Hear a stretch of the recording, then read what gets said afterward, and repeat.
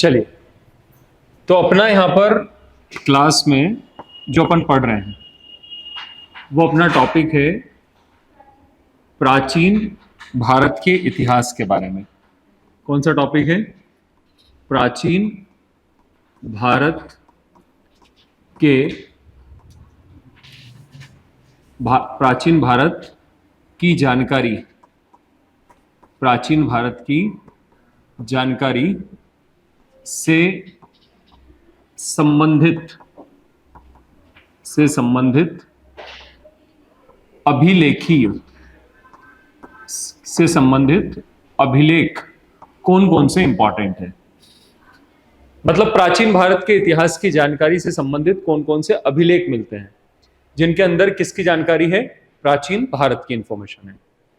तो यहां पर ध्यान से सुनना आप लोग, प्राचीन भारत से संबंधित जो अभिलेखीय जानकारी अपने को जो प्राप्त हो रही है उसमें सबसे पहला यहां पर मैंने कल की क्लास में आप लोगों को बताया था जिसका नाम है बोगचकोई अभिलेख। कौन सा अभिलेख है? बोगचकोई अभिलेख। और ये जो बोगचकोई अभिलेख है वो कहां से मिला है? मध्य एशिया से मिला है। तो सबसे पहला यहां पर आता है बोगचकोई अभिलेख। कल मैंने आप लोगों को कहा था कि प्राचीन भारत का जो इतिहास है उससे संबंधित जानकारी आपको बोगचकोई अभिलेख में मिलती है और बोगचकोई अभिलेख मध्य एशिया से मिला है। और इस बोगचकोई अभिलेख के अंतर्गत हमारे भारतीय इतिहास के अंतर्गत एक सभ्यता है जिसका नाम है यहां पर वैदिक सभ्यता। तो ये जो वैदिक सभ्यता है, इस वैदिक सभ्यता से संबंधित जानकारी आपको मिलती है किसमें? बोगचकोई अभिलेख में। सबसे पहला अभिलेख। दूसरे क्रम पर यहां पर एक अभिलेख आपको देखने को मिलता है जिस अभिलेख को अगर हम लोग बात करें तो वो अभिलेख कहलाते हैं अशोक के अभिलेख। किसके अभिलेख हैं? अशोक के अभिलेख। अब यहां पर ध्यान से समझना मेरी बात को कि अशोक के जो अभिलेख हैं, ये अशोक के अभिलेख अगर देखें तो मुख्य रूप से हमें किन लिपि के अंतर्गत देखने को मिले हैं। मतलब अशोक के अभिलेखों में कौन कौन सी लिपि का प्रयोग किया गया है। तो सबसे पहला यहां पर है जिसका नाम है भाई, पहले नंबर पे मैंने आप लोगों को कहा था कल की क्लास में, ब्राह्मी। कौन सी लिपि है यहाँ पे? ब्राह्मी। तो फर्स्ट नंबर पे आप लोग यहां पर लिपि का नाम याद रखें। कौन सी लिपि है? सबसे पहले ब्राह्मी। ठीक है। ब्राह्मी के बाद में एक लिपि यूज हुई है अशोक के अभिलेखों में जिसका नाम है खरोष्टी। एक है जिसका नाम है आर माइक और एक है जिसका नाम है यूनानी।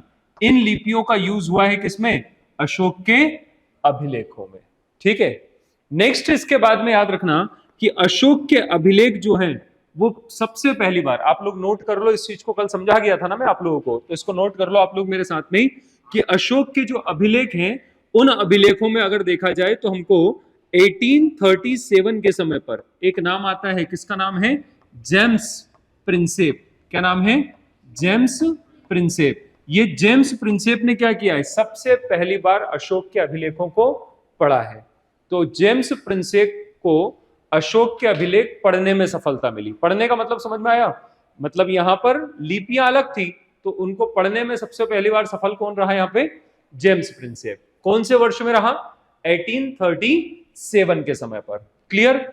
नेक्स्ट इसके बाद में आप लोग अगला पॉइंट, यहां पर एक पॉइंट इंपॉर्टेंट है अगला, वो ये है कि अशोक के अभिलेख जो है, इन अशोक के अभिलेखों के अंतर्गत अशोक का नाम जो है वो अशोक का नाम क्या बताया गया है?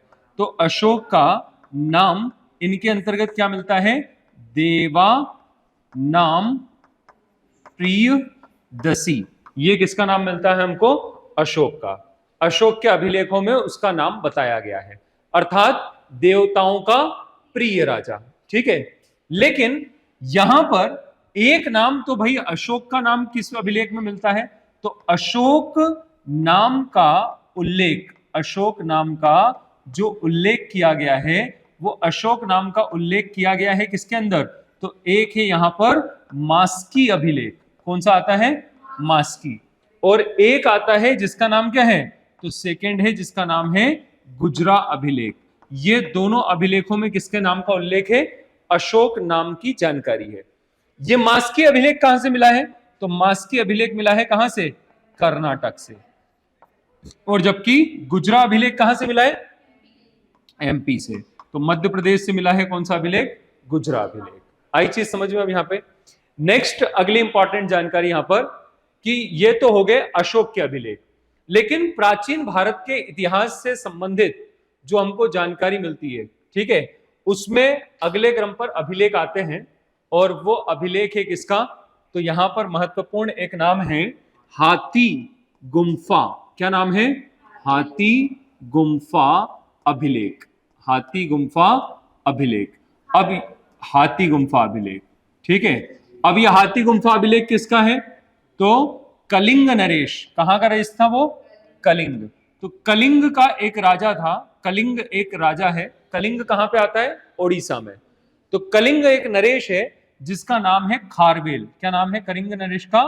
खारवेल। तो कलिंग एक नरेश है जिसका नाम है खारवेल, और कलिंग नरेश खारवेल का यह अभिलेख है जिसका नाम क्या है? हाथी गुम्फा अभिलेख। किसका है ये? कलिंग के राजा का, और उसका नाम क्या है कलिंग के राजा का? खारवेल। ठीक है। अब इस अभिलेख के अंतर्गत हमको भाई जानकारी क्या मिलती है? तो इस अभिलेख के अंतर्गत हमारे पास जो जानकारी है वो दो है। सबसे पहले तो इस अभिलेख में इंफॉर्मेशन बताई हुई है किसके बारे में? भारत वर्ष। भारत किसके बारे में है? भारत वर्ष नाम की जानकारी। भारतवर्ष नाम की प्रथम जानकारी जो हमको पहली बार प्राप्त हुई, भारतवर्ष नाम की जानकारी, वो किसके अंतर्गत है? यहां पर हाथी गुम्फा अभिलेख में है। ठीक है। अब भारतवर्ष मतलब किसको कह रहे हैं भाई? तो यहां पर अखंड भारत की बात हो रही है, तो उसको क्या कह रहे हैं? पूरे को भारतवर्ष। और उसकी जानकारी किसमें है? हाथी गुम्फा अभिलेख में है। और सेकेंड इसके अंतर्गत जो इंफॉर्मेशन है वो सेकेंड इंफॉर्मेशन किसके बारे में है? सेकेंड इंफॉर्मेशन इसमें याद रखना कि कलिंग युद्ध की जानकारी है। किसकी जानकारी है?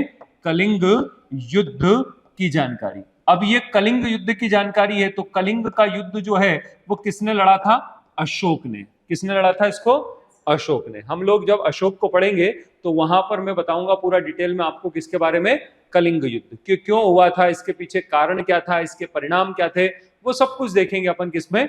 कलिंग युद्ध में। ठीक है। अभी मैं सिर्फ आपको अभिलेख बता रहा हूं कि कौन कौन से इंपॉर्टेंट अभिलेख है। फिर हाथी गुम्फा अभिलेख के बाद में एक अभिलेख आता है जिसको हम लोग कहते हैं, हाथी गुम्फा तक बताया था ना मैंने कल आप लोगों को। अगले क्रम पर यहां पर एक अभिलेख आता है जिसको हम लोग कहते हैं भाई एहोल। क्या नाम है? एहोल प्रशस्ति। क्या नाम है उसका? एहोल प्रशस्ति। अब ध्यान से सुनना ये एहोल प्रशस्ति क्या है। तो ये जो एहोल प्रशस्ति है, ये एहोल प्रशस्ति जो है वो मुख्य रूप से अगर हम लोग बात करें, इधर देखो ध्यान से, यहां पे ये मानचित्र बना के बता रहा हूं तुम लोगों को। ये हमारा भारत का मैप है। अब यहां पर क्या था कि भारत के अंदर ये है आपका नॉर्थ इंडिया, अर्थात यहां पर उत्तर भारत है। इस उत्तर भारत में 7वीं शताब्दी में, किस समय पर? 7वीं शताब्दी के समय पर उत्तर भारत का एक राजा था। कहां का राजा था? नॉर्थ इंडिया का। उसका नाम क्या था? तो उसका नाम था भाई हर्षवर्धन। क्या नाम था उसका? हर्षवर्धन। कहां का राजा था ये? उत्तर भारत का। उत्तर भारत का जो सम्राट हर्षवर्धन था, इस हर्षवर्धन का साम्राज्य उत्तर में था। और यहां पर एक नदी आती है हमारे मध्य प्रदेश में जिसको हम लोग जीवन रेखा कहते हैं। नाम है नदी का नर्मदा नदी। तो यहां पर एक नदी देखने को मिलेगी जिसका नाम क्या है? नर्मदा नदी।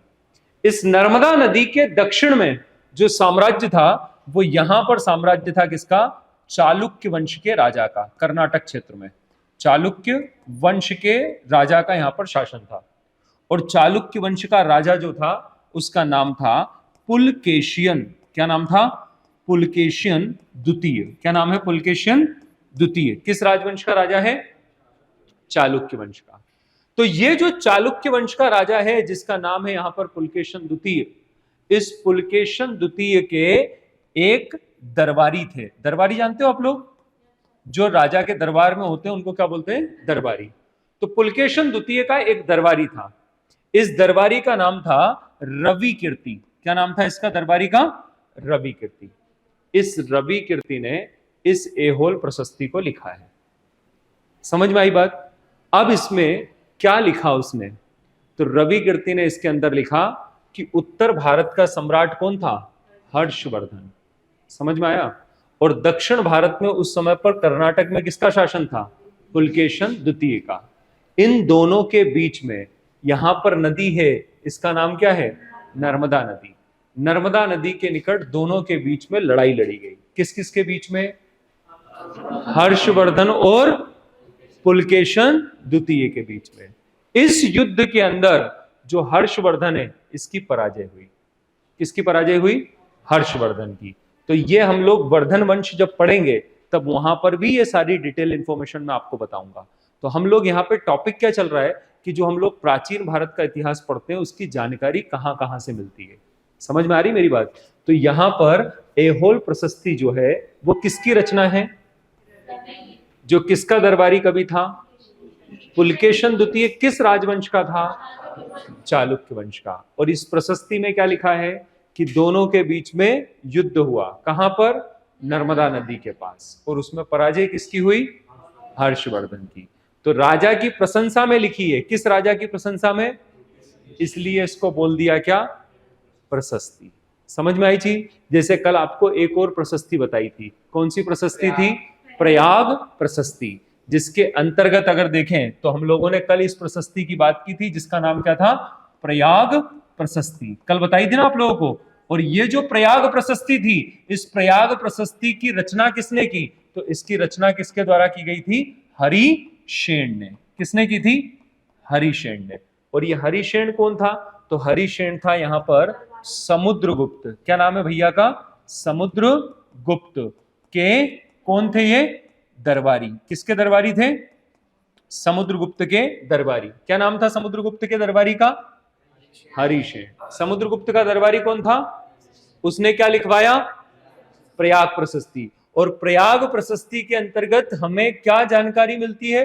तो इस प्रयाग प्रशस्ति में हमको इंफॉर्मेशन मिलती है क्या? समुद्रगुप्त के विजय अभियानों की।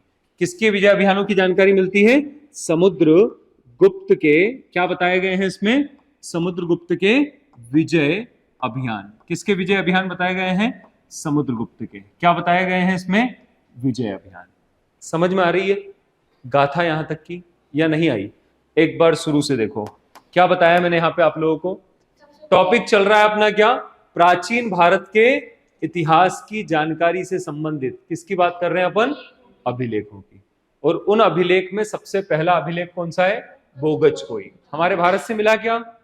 नहीं, बल्कि कहां से मिला है? मध्य एशिया से। किस सभ्यता से संबंधित है ये?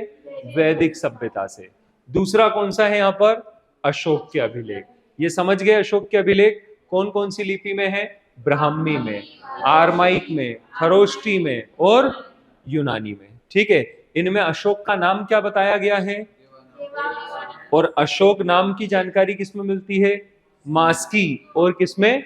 गुजरा में। इसके अभिलेखों को पहली बार पढ़ा किसने? जेम्स प्रिंसेप ने। क्लियर? फिर इसके बाद में हम लोग आए किस पे? हाथी गुम्फा अभिलेख। किसका है ये?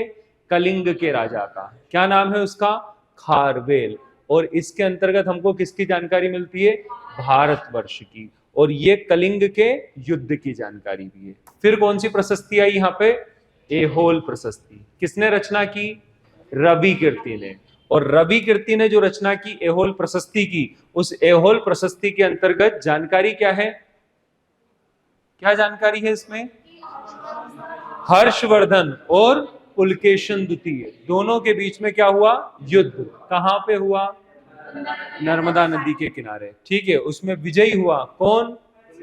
पुलकेशन द्वितीय। समझ में आ गई चीज? तो आप लोगों ने कहां तक नोट कर लिया इसको? कौन सा? बोगच कोई लिख लिया था? लिख लिया था सभी ने? अशोक वाला भी नोट कर लिया होगा। अभी ये लिख दिया था ना मैंने, यहाँ पे कर लिया ना इसको भी। क्या ये नोट कर लिया क्या आपने? अभी ये तो कर लिया था ना कल, इसको कर लिया ना। अब ये वाला अशोक के अभिलेख हेडिंग डाल दो नेक्स्ट, और उसमें यही लिखना है अशोक के अभिलेख। पहला कल वाला कर लिया था ना आप लोगों ने, बोगच कोई अभिलेख में। अब दूसरे नंबर पे कौन सा है? अशोक के अभिलेख। डाल दी हेडिंग, उसमें लिखो यहां पर अशोक के अभिलेख दक्षिण भारत में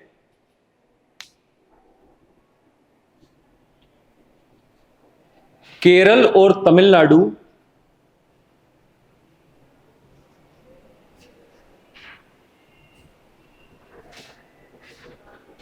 को छोड़कर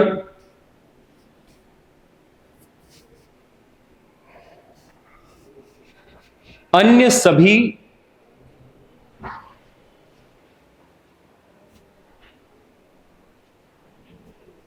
स्थानों से प्राप्त हुए हैं। मतलब शेष भारत के अन्य सभी स्थानों से प्राप्त हुए हैं।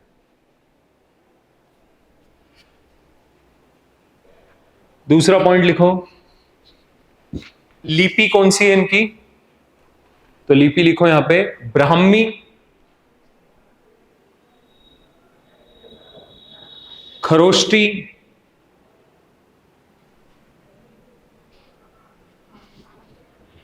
आरमाइक और कौन सी है? यूनानी। ठीक, फिर नेक्स्ट पॉइंट लिखो, अधिकांश अभिलेखों में अशोक का नाम, अधिकांश अभिलेखों में अशोक का नाम, अधिकांश अभिलेखों में अशोक का नाम देवानाम प्रियदसी, देवानाम प्रियदसी प्राप्त होता है। ठीक है, नेक्स्ट लिखो, अशोक नाम की जानकारी, अशोक नाम की जानकारी का उल्लेख किसमें मिलता है? मास्की। कहां से मिल रहा है ये? हाँ, और दूसरा गुजरात। कहां से मिल रहा है ये?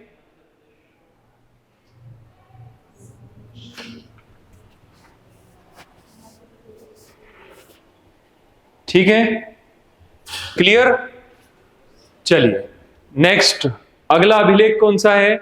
हाथी गुम्फा अभिलेख। अगला नेक्स्ट अभिलेख कौन सा है? हाथी गुम्फा अभिलेख। हाँ लिखो ना वो पॉइंट भी। 1837 में जेम्स प्रिंसेप ने सर्वप्रथम अशोक के अभिलेखों को पढ़ने में सफलता प्राप्त की। 1837 1837 में जेम्स प्रिंसेप ने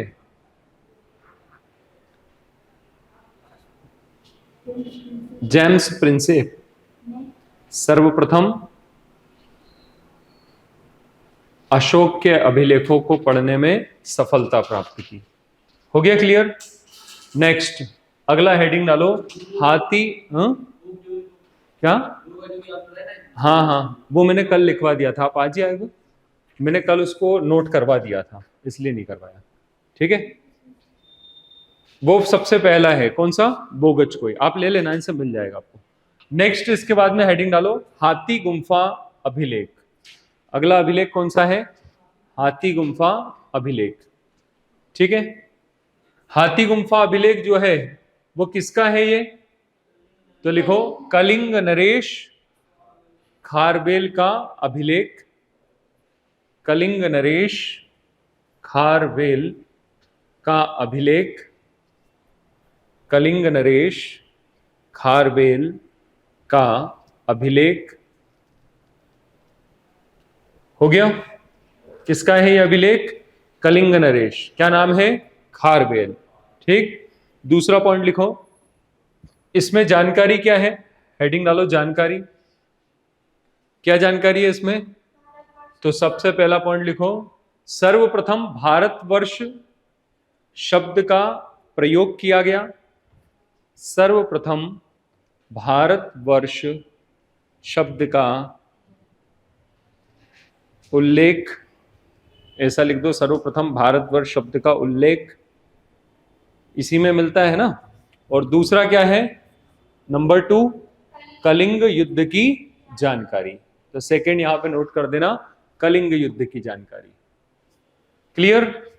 नेक्स्ट हेडिंग डालिए, अगले क्रम पर कौन सा मिलता है? कलिंग युद्ध की जानकारी। ठीक है, हो गया। नेक्स्ट हेडिंग डालो, एहोल अभिलेख या एहोल प्रशस्ति। एहोल प्रशस्ति।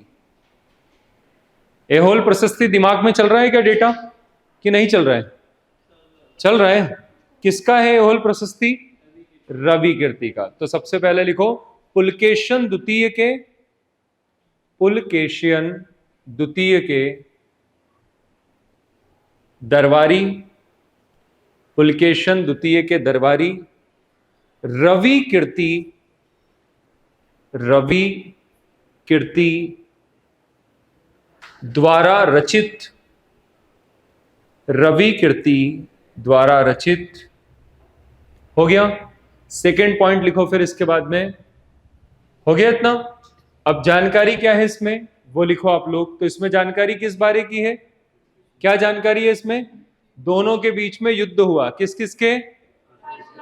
और पुलकेशियन द्वितीय। तो लिखो, हर्षवर्धन और पुलकेशियन द्वितीय के मध्य, हर्षवर्धन और पुलकेशियन द्वितीय के मध्य नर्मदा नदी के, नर्मदा नदी के निकट हुए युद्ध का विवरण, हुए युद्ध का विवरण। हो गया क्लियर? नेक्स्ट इसके बाद में अगला कौन सा है यहां पर? प्रयाग प्रशस्ति। अगली कौन सी यहां पे नेक्स्ट? प्रयाग प्रशस्ति। प्रयाग प्रशस्ति किसकी है भाई? प्रयाग प्रशस्ति किसकी है? समुद्रगुप्त के दरबारी कवि, क्या नाम था उनका? हरिशेन। तो समुद्रगुप्त के दरबारी हरिशेन द्वारा रचित, समुद्रगुप्त के दरबारी, क्या नाम है समुद्रगुप्त के दरबारी का? हरिशेन। समुद्रगुप्त के दरबारी हरिशेन द्वारा रचित। हो गया इतना? क्लियर? नेक्स्ट जानकारी क्या है इसके अंदर? समुद्रगुप्त के विजय अभियानों का उल्लेख, समुद्रगुप्त के विजय अभियानों का उल्लेख।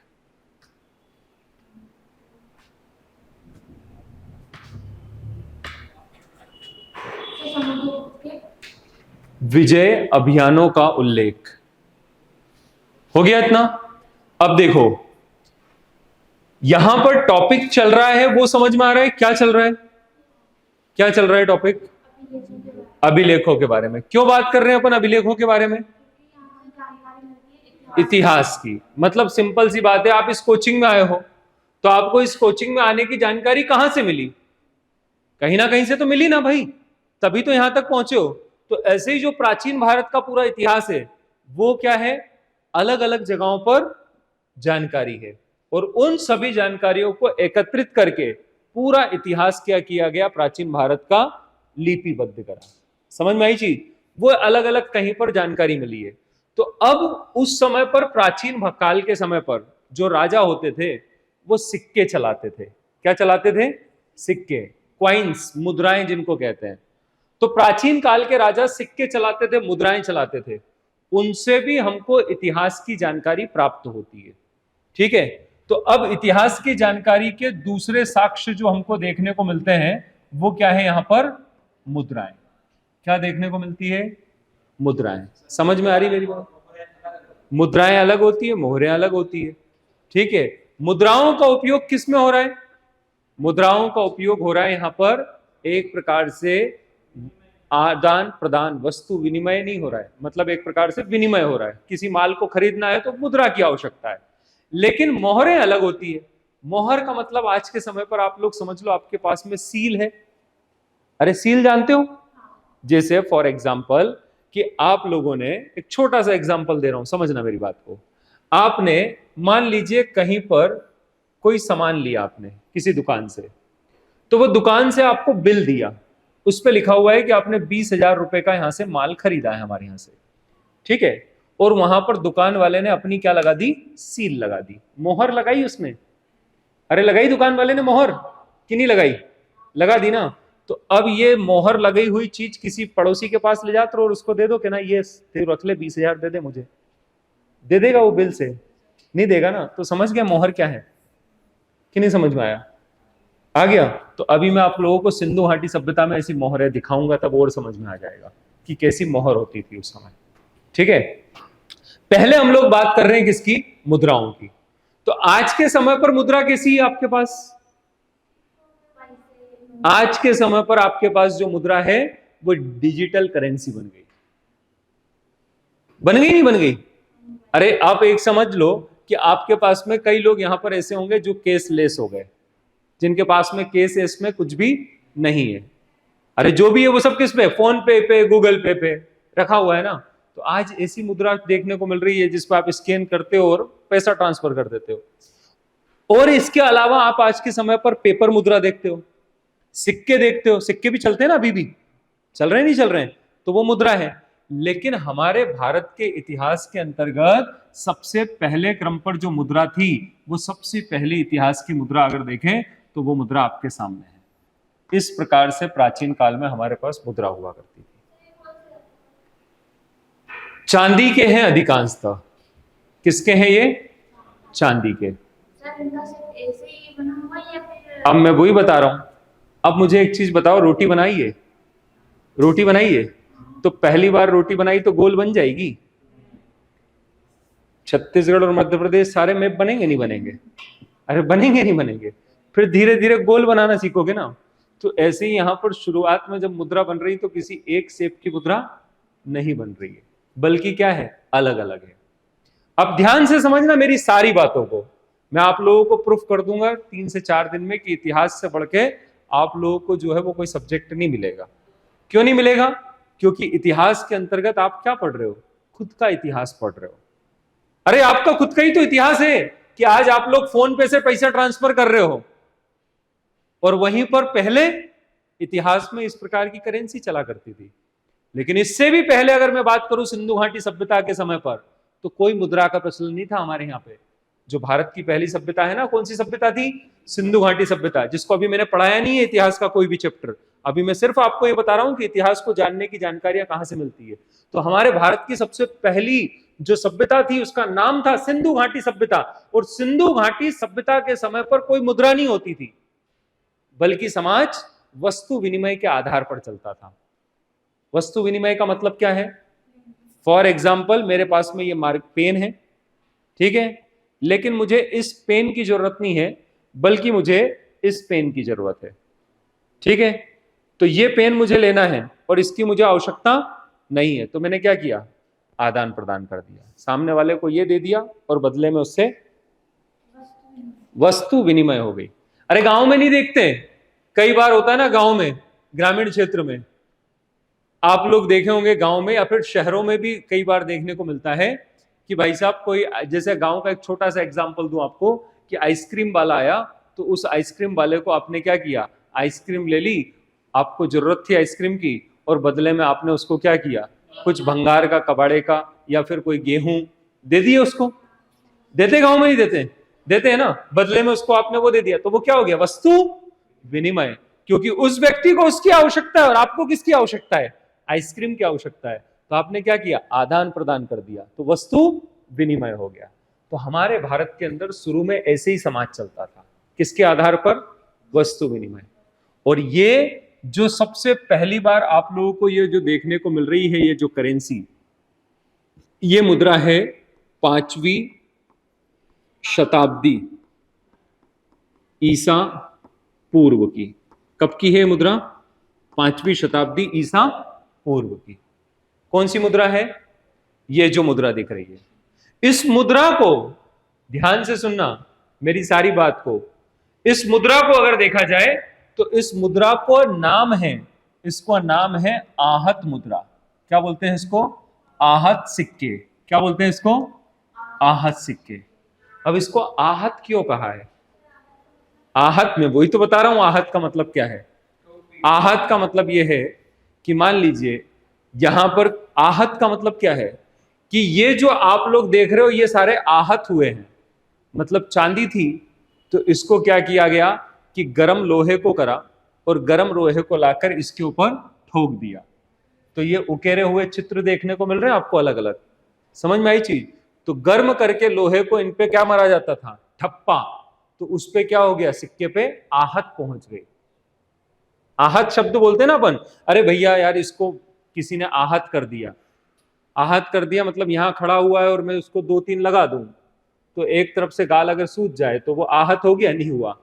आई समझ में बात? तो यहां पर कंडीशन क्या है? आहत शब्द का मतलब क्या है कि घायल, मतलब यहां पर कुल मिला के गर्म करके इनके ऊपर क्या ठोक दिया गया? ठप्पा मारा गया। तो इनको ठप्पा मार के तैयार किया जाता था आहत सिक्कों को। ठीक है, अब लेकिन इन सिक्कों को आहत सिक्के कहते थे, परंतु अभी हमने जो जेम्स प्रिंसेप का नाम देखा, किसका नाम देखा? जेम्स प्रिंसेप का। वो जेम्स प्रिंसेप ने जब इन सिक्कों का अध्ययन किया, इनकी स्टडी की, तो जेम्स प्रिंसेप ने जब इन सिक्कों की स्टडी की तो स्टडी करने के बाद में जेम्स प्रिंसेप ने कहा, बोले इनको आहत सिक्के कहना गलत हो जाएगा, इनको आहत सिक्के नहीं कहे हम, बल्कि जेम्स प्रिंसेप ने कहा, बोले इनको पंच मार्क कह दो। क्या कह दो? Punch mark. क्यों कह दो भाई पंच मार्क? क्योंकि इन सिक्कों पे ये जो ठप्पे लगे हुए हैं इसमें अलग अलग तरह की आकृतियां दिख रही होगी, तो इनके अंदर 5 तरह की आकृतियां थी। कितने तरह की? 5 तरह की। कौन कौन सी 5 तरह की आकृति थी? तो इनके अंतर्गत एक आकृति बनी होती थी हाथी की। जैसे आज के समय पर आप लोग देखते हैं सिक्के के ऊपर आकृति बनी होती है, क्या किसकी आकृति होती है आज? अशोक स्तंभ बना रहता है ना आज के समय पर, देखा है ना? अभी कुछ सिक्के बीच में आए थे जिन पर देवी माँ का फोटो था, देखा हो अगर आप लोगों ने। ठीक है, किसी में पहले सिक्के चलते थे उन पे 2 तरफ गेहूं की बालियां होती थी, देखा ही नहीं देखा है? तो ऐसे ही इन सिक्कों पर हाथी की आकृति बनी थी। हाथी के अलावा इन सिक्कों पे मछली की आकृति होती थी। किसकी? मछली, जो रानी है, पता है ना? नेक्स्ट इसके बाद में अगर देखें तो हाथी मछली के बाद में एक आकृति होती थी इस पे अर्धचंद्र की। किसकी आकृति? अर्धचंद्र। अर्धचंद्र समझ गए? या आधा चंद्रमा। ठीक है, तो हाथी, मछली, अर्धचंद्र, फिर इसके बाद में एक आकृति इस पे होती थी किसकी? सांड की, बुल की। तो हाथी, मछली, अर्धचंद्र और क्या है यहां पर? सांड। और इसके अलावा इन पे कुछ सिक्कों पर शेर की आकृति भी बनी होती थी। इसलिए इन 5 आकृतियों के कारण इनको जेम्स प्रिंसेप ने नाम दे दिया क्या? आहत सिक्के। क्या कह दिया इनको? आहत सिक्के। समझ में आई चीज?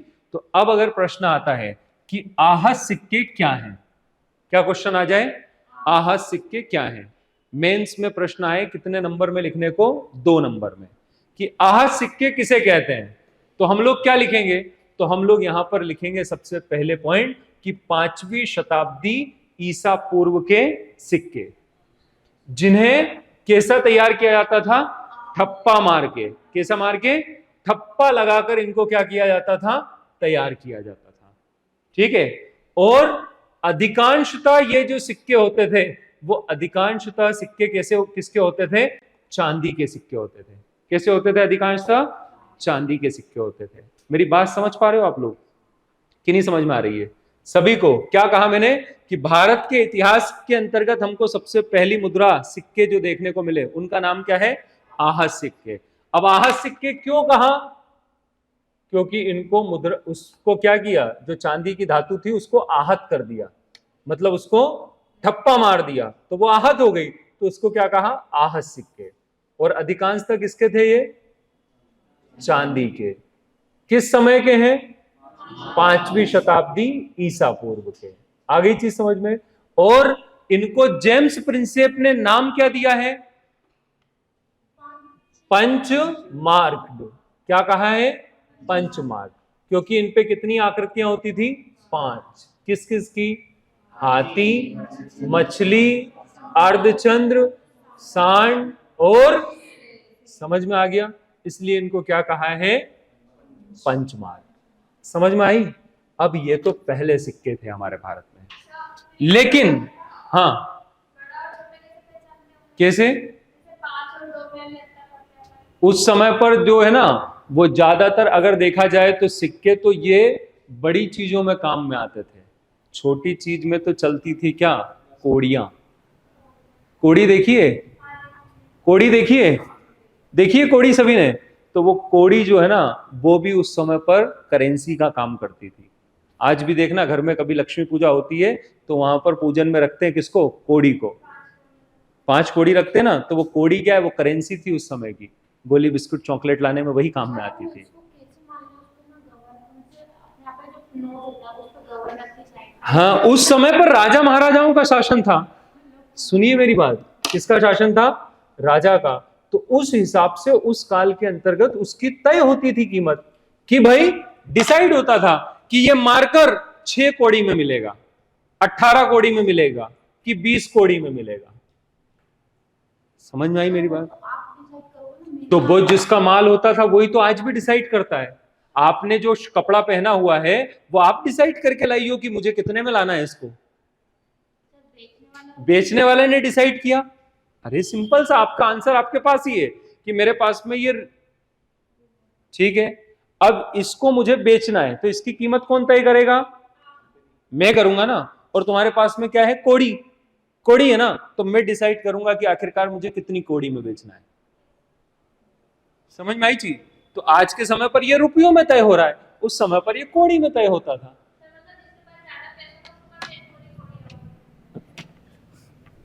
अभी इतिहास को समझते जाओ। सिंधु घाटी सभ्यता, वैदिक सभ्यता, इस समय पर रुपए पैसे की वैल्यू ही नहीं थी, बल्कि उस समय पर वैदिक सभ्यता में तो सबसे बड़ा धन होता था गोधन। जिसके पास जितनी ज्यादा गाय, वो उतना बड़ा आदमी।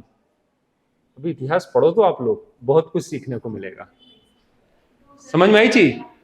और एक चीज बता दूं आप लोगों को, इतिहास का जो पेपर है आपका मेंस में, वो फर्स्ट पेपर ही है। पहले ही दिन जाना है पेपर देने। किसको देने जाना है पहले ही दिन? इतिहास को। सबसे पहले दिन जो पेपर देने जाना है वो इतिहास का पेपर है।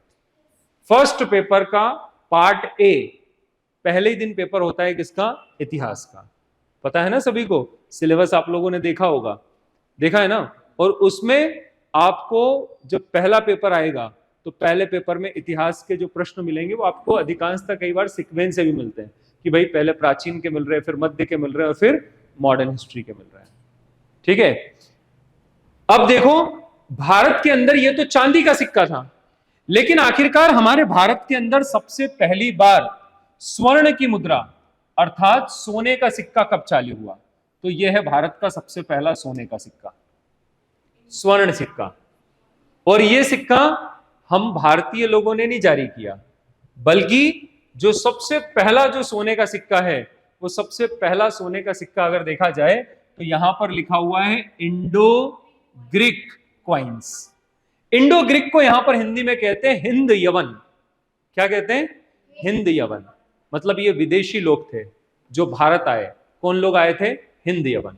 और जब हिंद यवन लोग भारत आए तो हिंद यवन का एक राजा था जिसका नाम था मिनांडर। क्या नाम था उसका? मिनांडर। तो एक हिंद यवन राजा था जिसका नाम था मिनांडर, और वो हिंद यवन राजा मिनांडर ने सबसे पहली बार भारत के अंदर स्वर्ण मुद्रा का प्रचलन जारी किया। अब एक चीज समझना कि यहां पर जब हमारे भारत में इससे पहले जो करेंसी थी, इस पर कुछ लिखा हुआ दिख रहा है क्या आपको? नहीं दिख रहा है, बल्कि इस पे तो ठप्पा मार के आकृतियां बनी हुई है। लेकिन जब भारत के अंतर्गत इंडो यवन लोगों का शासन आया तो इन लोगों ने यहां पर लिखना शुरू किया। ये आप लोगों को यहां पर ये लिखावट दिख रही है, ये ग्रीक। अब अर्थात ये इसको क्या बोलेंगे? इसको कहेंगे मुद्रा लेख। क्या बोलेंगे इसको?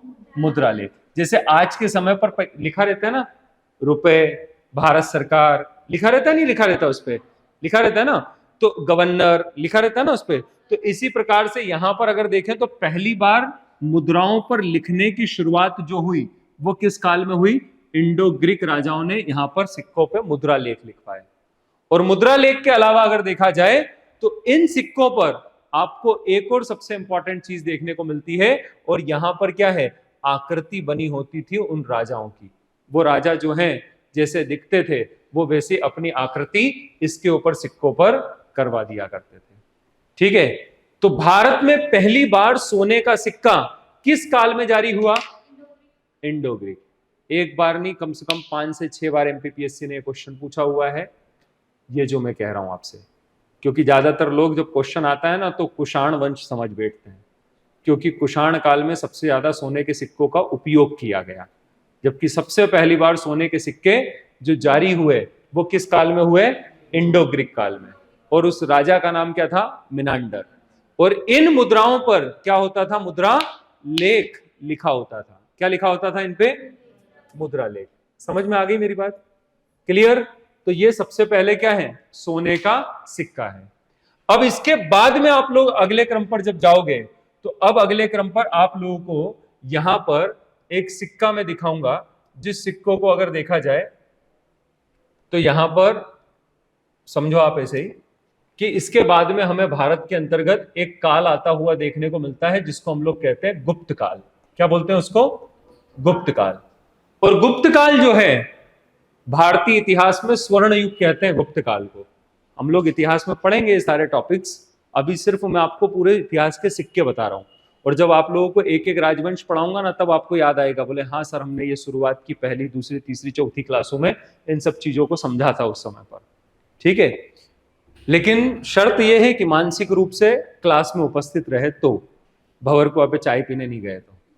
ठीक है, तो यहां पर गुप्त काल जो है, इस गुप्त काल के समय पर अगर देखा जाए तो गुप्त काल के समय, जब गुप्त काल का भारत में शासन था, तो इस गुप्त काल के समय पर अगर देखें तो क्या होता है, ध्यान से समझना मेरी बातों को, कि गुप्त काल के शासन काल के समय पर स्थिति क्या बन रही है। स्थिति यह बनती है गुप्त काल के समय पर कि इस समय पर हमें सबसे पहला एक राजा था गुप्त काल का जिसका नाम था चंद्रगुप्त प्रथम। वो जो चंद्रगुप्त मौर्य आप लोग कह रहे हो ना, वो मौर्य वंश का राजा है। किस वंश का राजा है? मौर्य वंश का। इसका नाम है चंद्रगुप्त प्रथम। और ये जो चंद्रगुप्त प्रथम था, इस चंद्रगुप्त प्रथम का जो विवाह हुआ था, इसकी जो शादी हुई थी, वो इसकी शादी हुई थी उस समय का एक बहुत बड़ा घराना था जिसका नाम था लिच्छवी। क्या नाम था? लिच्छवी। लिच्छवी की एक राजकुमारी थी जिसका नाम था कुमार देवी। क्या नाम था? कुमार देवी। इस कुमार देवी से इसकी शादी हुई। तो इसने क्या किया कि लिच्छवी की राजकुमारी कुमार देवी से जब शादी की तो उसके बाद जब इसने सिक्का जारी किया तो इसने अपने नाम के साथ में अपनी पत्नी का नाम भी लिखवाया। किस पे? सिक्कों पर। तो ये इस बात को बताता है कि गुप्त काल के दौरान महिलाओं की स्थिति राजनीतिक रूप से भी श्रेष्ठ थी। दूसरी बात यह कि इसने इसका नाम क्यों लिखवाया? तो इसलिए लिखवाया क्योंकि ये लिच्छवियों से अपना समर्थन भी प्राप्त करना चाहता था। ठीक है, ये सब बातें आप लोगों को वहां पर पूरी क्लियर समझ में आएगी। लेकिन अभी ये चीज ध्यान रख लेना कि चंद्रगुप्त प्रथम जो है, इस चंद्रगुप्त प्रथम का विवाह किसके साथ में हुआ? लिच्छवी की राजकुमारी, जिसका नाम क्या था? कुमार देवी। और उसके नाम के इसने क्या किए? सिक्के जारी किए। किसने जारी किए? चंद्रगुप्त प्रथम ने। ठीक है, इसके बाद अगर हम लोग बात करें तो यहां पर गुप्त वंश का एक राजा आया जिसका नाम था समुद्रगुप्त। क्या नाम था? समुद्रगुप्त। और ये जो गुप्त वंश का राजा जो समुद्रगुप्त है, इस समुद्रगुप्त के जो सिक्के हमको देखने को मिले, इन सिक्कों पर समुद्रगुप्त ऐसे बैठा हुआ है। सिक्कों पर बड्डे का वो नहीं है, राजा का ताज है। ठीक है, तो समुद्रगुप्त अपने सिक्कों पर बैठा हुआ है और उसके हाथों में अगर देखा जाए तो एक वीणा है। देवी सरस्वती के हाथों में वीणा देखिए, इसी प्रकार से समुद्रगुप्त के सिक्कों पर उसे वीणा बजाते बताया गया है। एग्जाम में कई बार पूछा जाता है ये। ठीक है, तो ये संगीत का क्या था? प्रेमी राजा था। इसको कविराज भी कहते थे। किसको कहते थे? समुद्रगुप्त को। समझ में आई चीज? तो अब अपन एक बार शुरू से रिवीजन करते हैं। समझ पाए हो इतना? क्या समझ में आया कि प्राचीन भारत के इतिहास की जानकारी में किसकी बात की अपन ने? मुद्राओं की। किसकी बात की? मुद्राओं की। तो शुरुआत में तो इतिहास में हमको मुद्राओं का प्रचलन नहीं मिलता है, बल्कि समाज के अंतर्गत कैसी स्थिति थी आर्थिक रूप से? वस्तु विनिमय। समझ में आ गया वस्तु विनिमय। अब सबसे पहली मुद्रा जो है उसका नाम क्या है? आहत सिक्के। किस समय की है? 5वीं शताब्दी ईसा पूर्व की। नाम क्या है उसका? आहत सिक्के। किस समय के हैं? 5वीं शताब्दी ईसा पूर्व के। ठीक है। और ये जो 5वीं शताब्दी ईसा पूर्व के जो आहत सिक्के हैं, इन आहत सिक्कों को अगर देखा जाए तो बनाया कैसे जाता था इनको? ठप्पा मार के, मतलब सिक्कों को आहत करके। समझ गए? इसके बाद में अगर देखें तो ये अधिकांशतः किस धातु के होते थे? चांदी के होते थे। ठीक है। लेकिन जेम्स प्रिंसेप ने इनको क्या नाम दिया? पंचमार्क। क्या कहा इनको? पंचमार्क। क्योंकि इन पे कितने प्रकार की आकृतियां थी? 5 प्रकार की। कौन कौन सी? हाथी, मछली, अर्धचंद्र और सांड, और एक सॉरी पेड़। यहां पे वो याद रखना, क्या याद रखना? पेड़, वृक्ष। ठीक है। किसकी आकृति होती थी? पेड़ की, अर्थात यहां पर वृक्ष की आकृति होती थी। ठीक है। नेक्स्ट इसके बाद में आपको ध्यान रखना है कि सबसे पहले भारत के अंदर स्वर्ण सिक्कों का प्रचलन किसने शुरू किया? Indo Greek. और इंडो ग्रीक राजा का नाम क्या था? मिनांडर। और इसने सिक्कों पर क्या लिखवाना शुरू किया? लेख। तो इसको क्या बोलेंगे? मुद्रा के ऊपर लिखा हुआ है लेख, तो बोल देंगे मुद्रा लेख। और इस पर राजाओं की आकृति होती थी। ठीक है। फिर इसके बाद में हमने देखे किस काल के सिक्के? गुप्त काल के। तो गुप्त काल के सिक्कों में अगर देखा जाए तो सबसे पहले किसकी बात की? चंद्रगुप्त प्रथम की। चंद्रगुप्त प्रथम, इसकी शादी हुई किसके साथ में? कुमार देवी के साथ। ठीक है। मैंने यहां लिच्छवी लिखा है ना, मेंस में क्वेश्चन आया हुआ है, लिच्छवी गणराज्य पर टिप्पणी, पिछले साल आया था। आज पेपर जाके देखना। अभी अपन ने थोड़ी देर पहले एहोल अभिलेख पढ़ा है, मेंस में 2 नंबर में सीधा सीधा क्वेश्चन आया है। किसके ऊपर? एहोल प्रशस्ति के ऊपर। समझ में आई चीज? अभी मैं तुम लोगों को क्वेश्चन नहीं दे रहा हूं क्योंकि थोड़ा सा तुम लोगों का कॉन्फिडेंस बढ़ जाए। ठीक है। इसके बाद में आप लोगों को यहाँ पर आंसर राइटिंग वगैरह सब कुछ बताऊंगा कि कैसे हम लोग इनको क्वेश्चन को हल करें, सब कुछ चीजें। पहले थोड़ा कंटेंट भी आ जाए तुम्हारे पास में। तो यहां पर गुप्त काल है। गुप्त काल में चंद्रगुप्त प्रथम के सिक्कों पर उसकी रानी का नाम है किसका? और समुद्रगुप्त के सिक्कों पर उसको क्या बताते हुए बताया गया है? वीणा वादन। तो ये हमको किस काल के सिक्के मिल रहे हैं? गुप्त काल के। ठीक। अब एक बार अभिलेख से देखते हैं। सबसे पहला अभिलेख कौन सा है? बोगचकोई अभिलेख। कहां से मिला है? मध्य एशिया से। दूसरे क्रम पर हमने बात की किसकी? अशोक की। तो अशोक के अभिलेख जो है वो किस जगह से नहीं प्राप्त हुए हैं? केरल और तमिलनाडु से। और अशोक के अभिलेख जो है इनमें कौन सी लिपि का यूज हुआ है? ब्राह्मी और खरोष्टी और यूनानी और आर्माई। ठीक है। फिर अशोक के जो अभिलेख है, इन अभिलेख को सबसे पहले पढ़ने में सफलता किसको प्राप्त हुई? जेम्स प्रिंसेप को। किस वर्ष में? 1837 में, 1837। और इसके बाद आपको एक पॉइंट और याद रखना है कि इसमें इसका नाम क्या बताया गया है? और ऐसे कौन से अभिलेख है जिसमें अशोक नाम का उल्लेख है? गुजराव और मास्की। कौन सा है? गुजराव और मास्की। चलिए अब मैं रैंडम क्वेश्चन पूछूं, बताओगे? चलिए नेक्स्ट मुझे बताओ कि समुद्रगुप्त जो है उसका दरबारी कवि कौन था? हरिशेन। और हरिशेन ने कौन सी प्रशस्ति लिखी? प्रयाग प्रशस्ति। कौन सी प्रशस्ति लिखी? प्रयाग प्रशस्ति। उसमें जानकारी क्या है? कलिंग युद्ध की नहीं है, समुद्रगुप्त के विजय अभियान है। किसके अंतर्गत है? प्रयाग प्रशस्ति में। चलो नेक्स्ट मुझे बताओ, एहोल प्रशस्ति पढ़ी अपन ने। एहोल प्रशस्ति की रचना किसने की? रवि कीर्ति ने। किसने की? रवि कीर्ति ने। और रवि कीर्ति जो है वो रवि कीर्ति ने लिखा एहोल प्रशस्ति को, तो उसमें जानकारी किसकी है? किसकी? हर्ष और पुलकेशन द्वितीय के मध्य युद्ध की। कहां लड़ा गया था युद्ध? की गंगा। कंफर्म। चलिए तो फिर नेक्स्ट मुझे बताओ, भारत के अंदर सर्वप्रथम स्वर्ण सिक्कों का प्रचलन किसने जारी किया था? इंडो ग्रीक राजा, क्या नाम था? मिनांडर। और इसके लेखों पर क्या था?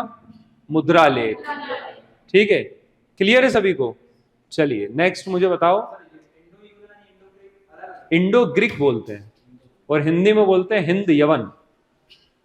हिंदी में क्या बोलते हैं? हिंद यवन। और इंग्लिश में उनको ऐसे बोलते हैं उनको इंडो ग्रीक। ठीक है, अरे वही उधर पश्चिम वाली यवन वही तो कहलाते हैं। ठीक है, यूनानी लिपि बोल देते हैं उसको, वो लिपि का नाम है। ठीक है, और ऐसे क्षेत्र में बोलते थे उनको यवन। काली मिर्च का नाम सुना है? सुना है ना, उसको भी यवन प्रिय बोलते हैं इतिहास में। यवन प्रिय इसलिए बोलते हैं क्योंकि पश्चिम के लोग जो है वो काली मिर्च को बहुत पसंद करते थे। पश्चिमी देश। पिज्जा खाते हो, क्या डली रहती है उस पर? काली मिर्च देखी होगी ना उस पर, ब्लैक पेपर पैकेट आता है, नहीं आता उस पर, पश्चिम का ही है वो भी, तो वो लोग ज्यादा पसंद करते हैं उसको। यहां तक समझ में आ गया? कल करें इससे आगे।